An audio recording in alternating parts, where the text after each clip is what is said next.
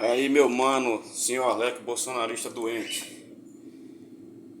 Crente pobre de direita, ratazana da fé. Vocês não deviam cuspir no prato que come de lulinha. O governo de Bolsonaro também comia isso aqui, mas pagava o dobro. Ó. Dá uma olhada, para 3 pessoas. Sem soberba, sem hipocrisia. Deus no comando sempre lulinha até 2030, pô. Já tem mais. Aqui, ó, bucho cheio. Quanto que tá o ovo aí em Barretos, Pernambuco? Aqui tá 14,95. No governo do Bolsonaro era 40 conto uma carteira de ovo. Tá vendo? Porque eles ficam cuspindo no prato que comeu aí. É bucho cheio, graças a Deus. Tá certo? Como pobre, eu não tenho o que reclamar, só agradecer a Deus e a painho Lula. Velhinha é foda.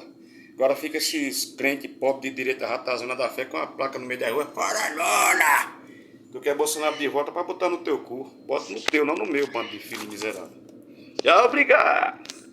Hoje, domingueira, dia 1º de fevereiro de 2026, pra não dizer que é fake news, é vídeo antigo. Isso, porra.